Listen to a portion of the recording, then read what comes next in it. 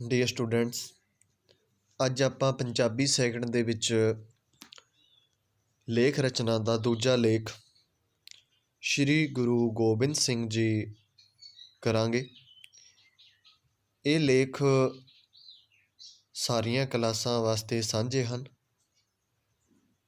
9ਵੀਂ 10ਵੀਂ 11ਵੀਂ 12ਵੀਂ ਕਿਸੇ ਵੀ ਕਲਾਸ ਦੇ ਵਿਦਿਆਰਥੀ ਕਰ ਸਕਦੇ ਹਨ, ਕਿਉਂਕਿ ਇਹ ਸਾਰੀਆਂ ਕਲਾਸਾਂ ਦੇ ਜਮਾਤਾਂ ਦੇ ਪੇਪਰ ਵਿੱਚ ਆਉਂਦੇ ਹਨ। ਸ਼ੁਰੂ ਕਰਦੇ ਹਾਂ। ਸ਼੍ਰੀ ਗੁਰੂ ਗੋਬਿੰਦ ਸਿੰਘ ਜੀ। ਪਹਿਲਾਂ ਆਪਾਂ ਸ਼੍ਰੀ ਗੁਰੂ ਗੋਬਿੰਦ ਸਿੰਘ ਜੀ ਲੇਖ ਦੇ ਕੁਝ ਬਿੰਦੂਆਂ 'ਤੇ ਪੁਆਇੰਟਾਂ 'ਤੇ ਨਿਗਾਹ ਮਾਰ ਲਈਏ। ਭੂਮਿਕਾ, ਜਨਮ, ਬਚਪਨ, ਪਿਤਾ ਜੀ ਦੀ ਸ਼ਹੀਦੀ, ਗੁਰਗੱਦੀ ਸੰਭਾਲਣਾ, ਪਹਾੜੀ ਰਾਜਿਆਂ ਨਾਲ ਟੱਕਰ, ਖਾਲਸਾ ਪੰਥ ਦੀ ਸਾਜਣਾ, ਚਮਕੌਰ ਦੀ ਲੜਾਈ, ਖਿਦਰਾਣੇ ਦੀ ਲੜਾਈ, ਤਲਵੰਡੀ ਸਾਬੋ ਜਾਣਾ, ਬੰਦਾ ਬਹਾਦਰ ਨੂੰ ਆਸ਼ੀਰਵਾਦ ਦੇਣਾ ਅਤੇ ਲਾਸਟ ਹੈ ਜੀ ਜੋਤੀ ਜੋਤ ਸਮਾਉਣਾ। ਇਹ ਸਨ ਸ਼੍ਰੀ ਗੁਰੂ ਗੋਬਿੰਦ ਸਿੰਘ ਜੀ ਲੇਖ ਦੇ ਕੁਝ ਬਿੰਦੂ। ਹੁਣ ਆਪਾਂ ਉਹਨਾਂ ਦੀ ਵਿਆਖਿਆ ਕਰਦੇ ਹਾਂ, ਡਿਟੇਲ ਨਾਲ ਪੜ੍ਹਦੇ ਹਾਂ। ਲੇਖ ਨੂੰ ਬੜੇ ਹੀ ਆਰਾਮ ਨਾਲ ਪੜ੍ਹਿਆ ਜਾਊਗਾ। ਤੁਸੀਂ ਇਹਨੂੰ ਆਰਾਮ ਨਾਲ ਨੋਟ ਕਰ ਸਕਦੇ ਹੋ ਅਤੇ ਸੁਣ ਸਕਦੇ ਹੋ। ਤੁਸੀਂ ਇਹਨੂੰ ਸੁਣ ਕੇ ਹੀ ਨੋਟ ਕਰਨਾ ਹੈ। ਸੁਣ ਕੇ ਜਦੋਂ ਤੁਸੀਂ ਲਿਖੋਗੇ ਤਾਂ ਤੁਹਾਨੂੰ ਯਾਦ ਕਰਨਾ ਸੌਖਾ ਹੋ ਜਾਣਾ ਹੈ। ਸੁਣ ਕੇ ਹੀ ਨੋਟਸ ਬਣਾਉਣੇ ਹਨ। ਸ਼ੁਰੂ ਕਰਦੇ ਹਾਂ। ਪਹਿਲਾ ਬਿੰਦੂ, ਭੂਮਿਕਾ। ਸ਼੍ਰੀ ਗੁਰੂ ਗੋਬਿੰਦ ਸਿੰਘ ਜੀ ਸਿੱਖਾਂ ਦੇ 10ਵੇਂ ਗੁਰੂ ਸਨ। ਸ਼੍ਰੀ ਗੁਰੂ ਗੋਬਿੰਦ ਸਿੰਘ ਜੀ ਸਿੱਖਾਂ ਦੇ 10ਵੇਂ ਗੁਰੂ ਹੈ। ਸ਼੍ਰੀ ਗੁਰੂ ਸਾਹਿਬਾਨ ਨੇ ਆਪਣਾ ਸਾਰਾ ਜੀਵਨ ਅਤੇ ਸਰਬੰਸ, ਆਪਣਾ ਸਾਰਾ ਪਰਿਵਾਰ ਦੇਸ਼, ਕੌਮ ਅਤੇ ਧਰਮ ਖਾਤਰ ਕੁਰਬਾਨ ਕਰ ਦਿੱਤਾ, ਜਿਸ ਕਰਕੇ ਆਪ ਜੀ ਨੂੰ ਇਤਿਹਾਸ ਵਿੱਚ ਸਰਬੰਸਦਾਨੀ ਆਖਿਆ ਜਾਂਦਾ ਹੈ। ਗੁਰੂ ਗੋਬਿੰਦ ਸਿੰਘ ਜੀ ਇੱਕ ਸੰਤ ਸਿਪਾਹੀ ਸਨ। ਆਪ ਇੱਕ ਯੋਧਾ ਹੋਣ ਦੇ ਨਾਲ ਨਾਲ ਇੱਕ ਫਕੀਰ ਵੀ ਸਨ। ਜਨਮ। ਸ਼੍ਰੀ ਗੁਰੂ ਗੋਬਿੰਦ ਸਿੰਘ ਜੀ ਦਾ ਜਨਮ 26 ਦਸੰਬਰ 1666 ਈਸਵੀ ਨੂੰ ਬਿਹਾਰ ਦੀ ਰਾਜਧਾਨੀ ਪਟਨਾ ਵਿੱਚ ਹੋਇਆ। ਆਪ ਦਾ ਜਨਮ ਮਾਤਾ ਗੁਜਰੀ ਜੀ ਦੀ ਪਵਿੱਤਰ ਕੁੱਖੋਂ ਹੋਇਆ। ਆਪ ਜੀ ਦੇ ਪਿਤਾ ਦਾ ਨਾਂ ਸ਼੍ਰੀ ਗੁਰੂ ਤੇਗ ਬਹਾਦਰ ਜੀ ਸੀ। ਉਸ ਸਮੇਂ ਆਪ ਜੀ ਦੇ ਪਿਤਾ ਜੀ ਸ਼੍ਰੀ ਗੁਰੂ ਤੇਗ ਬਹਾਦਰ ਸਾਹਿਬ ਅਸਾਮ ਗਏ ਹੋਏ ਸਨ। ਆਪ ਦਾ ਬਚਪਨ ਦਾ ਨਾਂ ਗੋਬਿੰਦ ਰਾਏ ਸੀ। ਬਚਪਨ।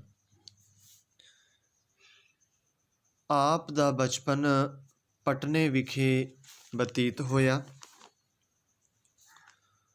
ਬਚਪਨ ਤੋਂ ਹੀ ਆਪ ਨੂੰ ਆਪਣੇ ਸਾਥੀਆਂ ਨਾਲ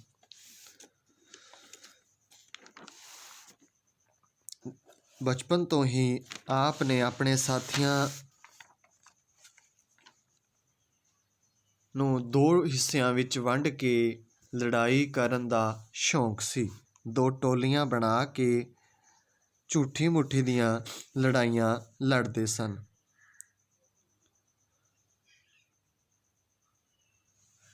ਬਚਪਨ ਤੋਂ ਹੀ ਆਪ ਜੀ ਨੂੰ ਨਿਸ਼ਾਨੇਬਾਜ਼ ਬਣਨ ਦਾ ਬਹੁਤ ਸ਼ੌਂਕ ਸੀ। ਆਪ ਨੂੰ ਇਸੇ ਹੀ ਸ਼ੌਂਕ ਨੇ ਆਪ ਨੂੰ ਇੱਕ ਮਹਾਨ ਯੋਧਾ ਬਣਾ ਦਿੱਤਾ। 6 ਸਾਲ ਦੀ ਉਮਰ ਵਿੱਚ ਆਪ ਨੂੰ ਵੱਖ-ਵੱਖ ਭਾਸ਼ਾਵਾਂ ਜਿਵੇਂ ਸੰਸਕ੍ਰਿਤ, ਬ੍ਰਿਜ, ਅਰਬੀ, ਫਾਰਸੀ ਅਤੇ ਪੰਜਾਬੀ ਦਾ ਗਿਆਨ ਹੋ ਗਿਆ ਸੀ। ਅਗਲਾ ਹੈ ਜੀ ਪਿਤਾ ਜੀ ਦੀ ਸ਼ਹੀਦੀ। ਔਰੰਗਜ਼ੇਬ ਹਿੰਦੂਆਂ 'ਤੇ ਅਤਿਆਚਾਰ ਕਰ ਰਿਹਾ ਸੀ। ਉਹ ਉਹਨਾਂ ਦਾ ਸਫਾਇਆ ਕਰਨਾ ਚਾਹੁੰਦਾ ਸੀ ਅਤੇ ਤੁਲਿਆ ਹੋਇਆ ਸੀ। ਕਸ਼ਮੀਰੀ ਪੰਡਤਾਂ ਨੇ ਔਰੰਗਜ਼ੇਬ ਦੇ ਜ਼ੁਲਮਾਂ ਤੋਂ ਤੰਗ ਆ ਕੇ ਸ਼੍ਰੀ ਗੁਰੂ ਤੇਗ ਬਹਾਦਰ ਸਾਹਿਬ ਪਾਸ ਬਚਾਅ ਲਈ ਫਰਿਆਦ ਕੀਤੀ। ਉਹਨਾਂ ਦਾ ਦੁੱਖ ਸੁਣ ਕੇ ਸ਼੍ਰੀ ਗੁਰੂ ਗੋਬਿੰਦ ਸਿੰਘ ਜੀ ਨੇ ਆਪਣੇ ਪਿਤਾ ਜੀ ਨੂੰ ਹਿੰਦੂ ਧਰਮ ਦੀ ਰੱਖਿਆ ਲਈ ਸ਼ਹੀਦ ਹੋਣ ਲਈ ਦਿੱਲੀ ਤੋਰਿਆ। ਉਸ ਸਮੇਂ ਆਪ ਦੀ ਉਮਰ 9 ਸਾਲ ਦੀ ਸੀ। ਸ਼੍ਰੀ ਗੁਰੂ ਤੇਗ ਬਹਾਦਰ ਸਾਹਿਬ ਨੇ ਚਾਂਦਨੀ ਚੌਕ ਦਿੱਲੀ ਵਿਖੇ ਆਪਣੀ ਸ਼ਹਾਦਤ ਪ੍ਰਾਪਤ ਕੀਤੀ। ਗੁਰਗੱਦੀ 'ਤੇ ਬੈਠਣਾ ਜਾਂ ਗੁਰਗੱਦੀ ਸੰਭਾਲਣਾ। ਪਿਤਾ ਜੀ ਦੀ ਕੁਰਬਾਨੀ ਪਿੱਛੋਂ ਸਾਰੀ ਜ਼ਿੰਮੇਵਾਰੀ ਆਪ ਦੇ ਮੋਢਿਆਂ 'ਤੇ ਆ ਗਈ। ਉਸ ਸਮੇਂ ਆਪ ਦੇ 4 ਚੁਫੇਰੇ ਸਮੱਸਿਆਵਾਂ ਸਨ। ਦੂਸਰਾ, ਆਪ ਆਪਣੇ ਪਿਤਾ ਜੀ ਦੀ ਸ਼ਹੀਦੀ ਦਾ ਬਦਲਾ ਲੈਣਾ ਚਾਹੁੰਦੇ ਸਨ। ਆਪ ਨੇ ਆਪਣੀਆਂ ਫੌਜੀ ਤਾਕਤਾਂ ਇਕੱਠੀਆਂ ਕਰਨੀਆਂ ਸ਼ੁਰੂ ਕਰ ਦਿੱਤੀਆਂ। ਆਪ ਜੀ ਨੇ ਸ਼੍ਰੀ ਗੁਰੂ ਨਾਨਕ ਦੇਵ ਜੀ ਦੇ ਨਾਮ ਲੇਵੀਆਂ ਨੂੰ ਕੇਸ ਰੱਖਣ ਦਾ ਹੁਕਮ ਦਿੱਤਾ। ਇਸ ਵੇਲੇ ਤੱਕ ਸਰਹੰਦ ਦਾ ਨਵਾਬ ਆਪ ਦਾ ਜਾਨੀ ਦੁਸ਼ਮਣ ਬਣ ਚੁੱਕਾ ਸੀ। ਪਹਾੜੀ ਰਾਜਿਆਂ ਨਾਲ ਟੱਕਰ।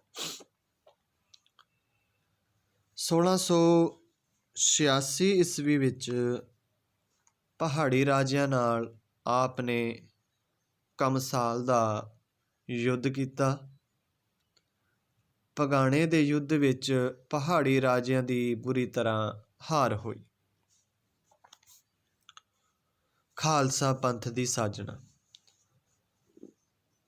1699 ਈਸਵੀ 'ਚ ਗੁਰੂ ਜੀ ਨੇ 13 ਅਪ੍ਰੈਲ 1699 ਈਸਵੀ ਵਿੱਚ ਵਿਸਾਖੀ ਵਾਲੇ ਦਿਨ ਸਿੱਖ ਸੰਗਤਾਂ ਦਾ ਇੱਕ ਭਾਰੀ ਇਕੱਠ ਬੁਲਾਇਆ।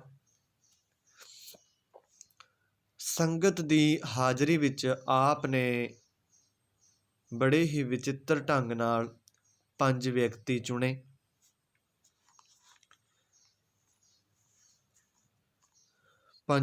ਚੁਣੇ। ਆਪ ਨੇ ਪਹਿਲਾਂ ਉਹਨਾਂ 5 ਨੂੰ ਇੱਕ ਬਾਟੇ ਵਿੱਚ ਅੰਮ੍ਰਿਤ ਛਕਾਇਆ ਤੇ ਸਿੰਘ ਸਜਾਇਆ। ਫਿਰ ਆਪ ਉਹਨਾਂ ਦੇ ਹੱਥੋਂ ਅੰਮ੍ਰਿਤ ਛਕਿਆ ਤੇ ਉਹਨਾਂ 5 ਸਿੰਘਾਂ ਨੂੰ 5 ਪਿਆਰੇ ਆਖਿਆ। ਇਹ ਰਸਮ ਆਪ ਨੇ ਛੂਆਛੂਤ, ਜਾਤ ਪਾਤ ਦਾ ਖੰਡਨ ਕੀਤਾ। ਆਪ ਨੇ ਖਾਲਸੇ ਨੂੰ ਬਹੁਤ ਉੱਚੀ ਪਦਵੀ ਬਖਸ਼ੀ ਤੇ ਕਿਹਾ, ਖਾਲਸਾ ਮੇਰੋ ਰੂਪ ਹੈ ਖਾਸ, ਖਾਲਸੇ ਮੈਂ ਹੂੰ ਕਰੂ ਨਿਵਾਸ। ਇਸ ਤੋਂ ਬਾਅਦ ਅਗਲਾ ਪੁਆਇੰਟ ਹੈ ਆਪਣਾ ਚਮਕੌਰ ਦੀ ਲੜਾਈ। ਗੁਰੂ ਸਾਹਿਬ ਨੇ ਮੁਗਲਾਂ ਨਾਲ ਚਮਕੌਰ ਵਿਖੇ ਇੱਕ ਭਿਆਨਕ ਲੜਾਈ ਲੜੀ। ਆਪ ਦੇ 2 ਵੱਡੇ ਸਾਹਿਬਜ਼ਾਦੇ ਬਾਬਾ ਅਜੀਤ ਸਿੰਘ ਤੇ ਬਾਬਾ ਜੁਝਾਰ ਸਿੰਘ ਇਸ ਲੜਾਈ ਵਿੱਚ ਸ਼ਹੀਦ ਹੋ ਗਏ। ਛੋਟੇ ਸਾਹਿਬਜ਼ਾਦਿਆਂ ਨੂੰ ਸਰਹਿੰਦ ਦੇ ਨਵਾਬ ਵਜ਼ੀਰ ਖਾਂ ਨੇ ਨੀਹਾਂ ਵਿੱਚ ਚਿਣਵਾ ਕੇ ਸ਼ਹੀਦ ਕਰ ਦਿੱਤਾ। ਇਸ ਲੜਾਈ ਪਿੱਛੋਂ ਗੁਰੂ ਸਾਹਿਬ ਮਾਛੀਵਾੜੇ ਦੇ ਜੰਗਲਾਂ ਵਿੱਚ ਚਲੇ ਗਏ। ਖਿਦਰਾਣੇ ਦੀ ਲੜਾਈ। ਮਾਛੀਵਾੜੇ ਦੇ ਜੰਗਲਾਂ ਵਿੱਚ ਰਹਿੰਦਿਆਂ ਆਪ ਨੇ ਆਪਣੀ ਤਾਕਤ ਦੁਬਾਰਾ ਇਕੱਠੀ ਕੀਤੀ ਤੇ 40 ਸਿੰਘ ਜੋ ਆਪ ਜੀ ਨੂੰ ਬੇਦਾਵਾ ਦੇ ਗਏ ਸਨ ਉਹ ਵੀ ਆਪ ਨਾਲ ਆ ਗਏ। ਖਿਦਰਾਣੇ ਦੀ ਢਾਬ 'ਤੇ ਮੁਗਲਾਂ ਨਾਲ ਆਪ ਦੀ ਭਾਰੀ ਲੜਾਈ ਹੋਈ। ਇਸ ਲੜਾਈ ਵਿੱਚ ਉਹ 40 ਸਿੰਘ ਵੀ ਸ਼ਹੀਦ ਹੋ ਗਏ। ਉਹਨਾਂ ਨੂੰ ਆਪ ਨੇ 40 ਮੁਕਤਿਆਂ ਦਾ ਨਾਮ ਦਿੱਤਾ। ਉਹਨਾਂ ਦੇ ਨਾਂ 'ਤੇ ਹੀ ਖਿਦਰਾਣੇ ਦਾ ਨਾਂ ਮੁਕਤਸਰ ਰੱਖਿਆ ਗਿਆ। ਤਲਵੰਡੀ ਸਾਬੋ ਜਾਣਾ। ਇਸ ਮਗਰੋਂ ਗੁਰੂ ਸਾਹਿਬ ਤਲਵੰਡੀ ਸਾਬੋ ਚਲੇ ਗਏ। ਇੱਥੇ ਆਪ ਨੇ ਔਰੰਗਜ਼ੇਬ ਨੂੰ ਜ਼ਫ਼ਰਨਾਮੇ ਦੇ ਰੂਪ ਵਿੱਚ ਇੱਕ ਪੱਤਰ ਲਿਖਿਆ। ਇਹ ਪੱਤਰ ਜ਼ਾਲਮ ਹੀ ਔਰੰਗਜ਼ੇਬ ਦੀ ਮੌਤ ਦਾ ਕਾਰਨ ਬਣਿਆ। ਇੱਥੇ ਹੀ ਆਪ ਨੂੰ ਛੋਟੇ ਸਾਹਿਬਜ਼ਾਦਿਆਂ ਦੀ ਸ਼ਹੀਦੀ ਦੀ ਖਬਰ ਮਿਲੀ। ਬੰਦਾ ਸਿੰਘ ਬਹਾਦਰ ਨੂੰ ਆਸ਼ੀਰਵਾਦ। ਅੰਤ ਆਪ ਨੰਦੇੜ ਚਲੇ ਗਏ। ਇੱਥੇ ਆਪ ਨੇ ਬੈਰਾਗੀ ਸਾਧੂ ਮਾਧੋ ਦਾਸ ਨੂੰ ਅੰਮ੍ਰਿਤ ਛਕਾ ਕੇ ਬੰਦਾ ਸਿੰਘ ਬਹਾਦਰ ਬਣਾਇਆ। ਉਸ ਨੂੰ ਆਸ਼ੀਰਵਾਦ ਦੇ ਕੇ ਮੁਗਲਾਂ ਨਾਲ ਟੱਕਰ ਲੈਣ ਲਈ ਪੰਜਾਬ ਭੇਜ ਦਿੱਤਾ। ਜੋਤੀ ਜੋਤ ਸਮਾਉਣਾ। ਸਰਹਿੰਦ ਦੇ ਨਵਾਬ ਵਜ਼ੀਰ ਖਾਂ ਨੇ ਗੁਰੂ ਸਾਹਿਬ ਨੂੰ ਮਾਰ ਮੁਕਾਉਣ ਲਈ 2 ਪਠਾਨ ਨੰਦੇੜ ਭੇਜੇ। ਆਪ ਪਰਮਾਤਮਾ ਦੀ ਭਗਤੀ ਵਿੱਚ ਲੀਨ ਸਨ। ਜਿਸ ਸਮੇਂ ਆਪ 'ਤੇ ਹਮਲਾ ਹੋਇਆ, ਦੋਹਾਂ ਹਮਲਾਵਰਾਂ ਵਿੱਚੋਂ ਇੱਕ ਤਾਂ ਉੱਥੇ ਹੀ ਮਾਰ ਦਿੱਤਾ ਗਿਆ, ਪਰ ਇਸ ਸਮੇਂ ਗੁਰੂ ਸਾਹਿਬ ਦੇ ਪੇਟ ਵਿੱਚ ਛੁਰਾ ਲੱਗਾ। ਅੰਤ ਆਪ 1708 ਈਸਵੀ ਨੂੰ ਜੋਤੀ ਜੋਤ ਸਮਾ ਗਏ।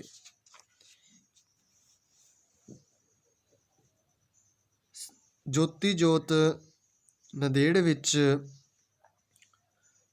ਵਿੱਚ ਗੁਰੂ ਜੀ ਦੇ ਜੋਤੀ ਜੋਤ ਸਮਾਉਣ ਦੀ ਥਾਂ 'ਤੇ ਗੁਰਦੁਆਰਾ ਹਜ਼ੂਰ ਸਾਹਿਬ ਬਣਾਇਆ ਗਿਆ ਹੈ। ਇਹ ਸੀ ਆਪਣਾ ਲੇਖ ਸ਼੍ਰੀ ਗੁਰੂ ਗੋਬਿੰਦ ਸਿੰਘ ਜੀ। ਤੁਸੀਂ ਇਸ ਲੇਖ ਨੂੰ ਸੁਣਨਾ ਹੈ। ਜਿਵੇਂ ਸੁਣੋਗੇ ਉਵੇਂ ਹੀ ਨਾਲ ਨਾਲ ਤੁਸੀਂ ਨੋਟ ਕਰਨਾ ਹੈ। ਨਾਲ ਦੀ ਨਾਲ ਤੁਸੀਂ ਨੋਟਸ ਬਣਾਉਣੇ ਹਨ। ਹੁਣ ਇਹ 9ਵੀਂ ਅਤੇ 10ਵੀਂ ਵਾਲਿਆਂ ਨੂੰ ਡੇਲੀ ਇੱਕ ਲੇਖ ਲਿਖਣਾ ਹੈ। ਨਾਲ ਦੀ ਨਾਲ ਪੰਜਾਬੀ ਸੈਕਿੰਡ ਦੀ ਕਾਪੀ ਦੇ ਵਿੱਚ ਨੋਟ ਕਰਦੇ ਚੱਲਣਾ ਹੈ। ਜੇਕਰ ਵੀਡੀਓ ਚੰਗੀ ਲੱਗੀ ਹੋਵੇ ਲਾਈਕ ਜ਼ਰੂਰ ਕਰਨਾ। ਧੰਨਵਾਦ।